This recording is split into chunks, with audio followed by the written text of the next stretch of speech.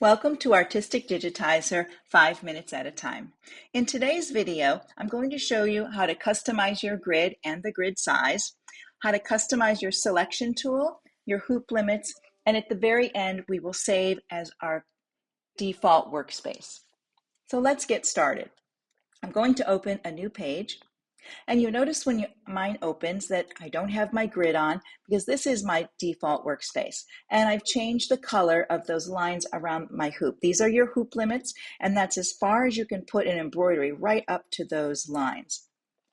So I'm going to turn my grid on, and I can go up under View to Grid and turn it on, or I can use the hotkeys. For a Mac, Shift Command G. For a PC, it's Control Shift G. So now I've turned on my grid so you can see it, and I've changed those colors as well. My major line is this sort of blue color here, and then my medium is my reddish pink, and then I have a pale gray for my minor lines. And of course, I said I changed my hoop limits as well. I'm going to go up under View and go to Customize UI Colors to make changes in any colors of those things. So down here are the ones for the grid, the major, the medium, and the minor. And when you get there, you just move this around your color circle to the color you want. And then you can take the sliders here and change this is the boldness or the darkness of the color, how much black is in that color. And then this is the transparency. You can make it very light and transparent. You can keep changing each one of those as you go. Your hoop limits, as I said, are those center line and the outer edge lines. Those are there. And then this is the error fill. So let me show you how the error fill works. When you have a shape on here, and I'm going to close my grid at this moment, when I select this and I move it over to the edge, if I go past my hoop limit line, I end up with a pink here. This is the error fill. This is letting me know I'm outside the hoop. And I'm not even outside the hoop very much. I can be right up to the edge of the hoop on that part of it. So that's where you would set your error fill. Then for your selection choices, you have a selection area, an outline, a box, and then you have the focus selection. So when I just click on here, I get my selection box right here, and then I get my focus color.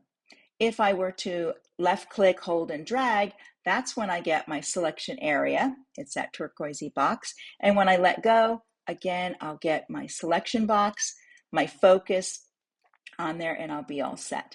Now, if you have two things and you're going to select those, I'm going to put them kind of right here.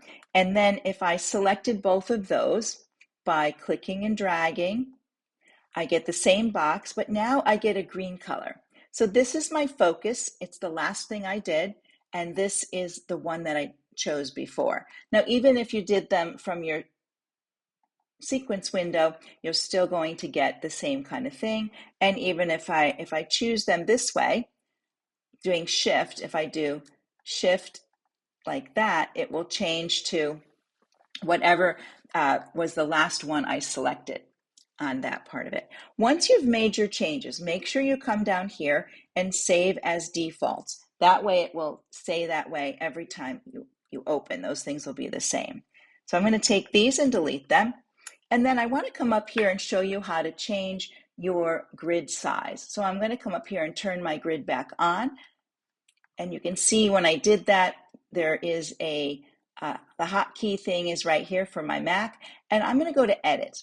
So in Edit, you can keep it at the default where I have it now, or you can customize it to anything that you want. Maybe I wanted it 1 inch. And then I'm going to hit OK. And now it's at 1 inch, like that. It's the only markings on there.